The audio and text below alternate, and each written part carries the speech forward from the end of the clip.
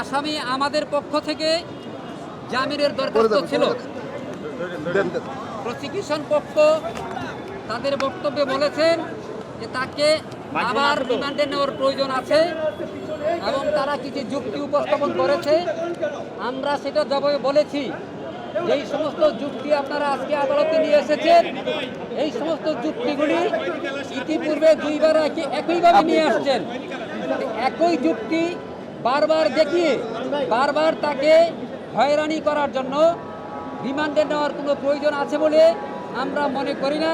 এইটা দেশের প্রচলিত আইন সমর্থিত নয় এবং কোনো আসামি সাধারণত আমরা দেখে থাকি যদি সে জেলে চলে যায় তাকে পুনরায় রিমান্ডে নিয়ে পুলিশ কাস্টডি দেওয়া এটা এক্সেপশনাল এবং সাধারণত আমরা দেখে থাকি তাকে জেল থেকে জিজ্ঞাসাবাদ করার জন্য বলা হয়ে থাকে যদি বিশেষ প্রয়োজন হয় রিমান্ডে। এখন আমরা বিজ্ঞ আদালতকে বোঝাতে সক্ষম হয়েছিলাম যে আইন 167 ধারা ফৌজদারি কার্যবিধির 344 ধারা ইভেন 161 ধারায় যে সমস্ত বিধান আছে সেই সমস্ত বিধান মোতাবেক এবং যে সমস্ত বিধান বলে রিমান্ড মঞ্জুর করা হয় এবং যে কারণগুলি আদালতে দেখাইতে হয় সেগুলির একটাও এখানে নাই। এই সমস্ত থাকার পরেও বিজ্ঞ আদালত মনে করেছেন যে তাকে একদিনের রিমান্ড দেওয়া যায় এবং আদালত সেটা দিয়েছেন, একদিনের রিমান্ড মঞ্জুর করেছেন। আমরা আইন আদালতের প্রতি শ্রদ্ধাশীল, আদালত দিয়েছেন তার কাছে মনে হয়েছে। আমরা জামিনের জন্য বিজ্ঞ আদালতের কাছে বলেছিলাম যে যেহেতু আমাদেরকে রিমান্ড দিয়ে দেওয়া হয়েছে, জামিন আদালতের জন্য নামঞ্জুর করা হয়েছে, আমরা জামিনের আবেদনে বিজ্ঞ আদালতকে বোঝাতে সক্ষম হয়েছিলাম যে তার কিছু ছবি আছে যেগুলি শুটিং চলছে, সে অসুস্থ, দীর্ঘদিন রিমান্ডে ছিল এবং সে এখন কোয়ারেন্টাইনে আছে, জেল কাস্টডিতে কাশিমপুরে কোয়ারেন্টাইনে আছে এবং তার যে লাইফস্টাইল সেই লাইফস্টাইল অনুযায়ী সে এখানে থাকতে পারছে না, তার নিয়মিত ওষুধ দিতে হয়। সে ভার্টিগো রোগে আপনারা জানেন সে ভার্টিগো রোগে আক্রান্ত এবং সে মানসিকভাবে এবং শারীরিকভাবে সে দুর্বল হয়ে পড়েছে।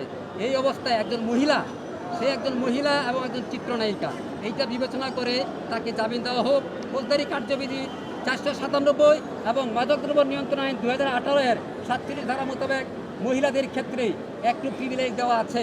এই প্রিভিলেজটাকে আমরা পুঁজি করে বিজ্ঞ আদালতকে বলতে চেষ্টা করেছি যে আপনি জামিন দেন, জামিন দিলে সে পালাতে হবে না, সুযোগও নাই। সে একজন প্রখ্যাত ব্যক্তি, সারা দেশের মানুষ তাকে চিনে, ইভেন বিশ্বের মানুষ তাকে জানে, বিশ্ব তাকে একজন নায়ক হিসেবে জানে। বিভিন্ন পত্রপত্রিকায় তার সম্পর্কে বিভিন্নভাবে লেখালেখি হচ্ছে এবং তার এই মামলাটা আলোচিত একটা মামলা হিসেবে এখন বর্তমানে বাংলাদেশে একটা আলোচিত মামলা হিসেবে দাঁড়িয়েছে।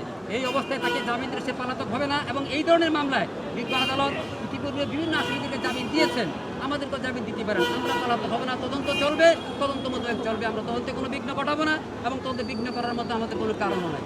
আমাদের জামিনের আবেদন নামঞ্জুর করেছেন এবং একদিনের রিমান্ড মঞ্জুর করেছেন। আজকে আমাদের পরিমণি সাথে আমাদের কথা হয়েছে, সে বলেছে যে আমি থাকতে পারছি না, আমি অসুস্থ, আমি এইভাবে যে বেশি দিন থাকি আমার অবস্থা খুবই সংকটাপন্ন হতে পারে, আপনারা দয়া করে আমার ব্যবস্থা করেন। আদালতকে জানিয়েছি একে তো সে শারীরিক এবং মানসিকভাবে দুর্বল এবং তার অসুস্থতা আছে, নিয়মিত ওষুধ দিতে পারছে না, তার উপরে এই যে তাকে টানা হেঁচড়া, বিভিন্ন চাপ এবং এই যে আজকে এই যে আবহাওয়া জনিত কারণ এবং সেই যে জেলহাজতে আছে এবং সেইখানে তার যে সমস্যাগুলি হচ্ছে এইগুলির জন্য সে শারীরিকভাবে অনেক দুর্বল হয়ে পড়ে।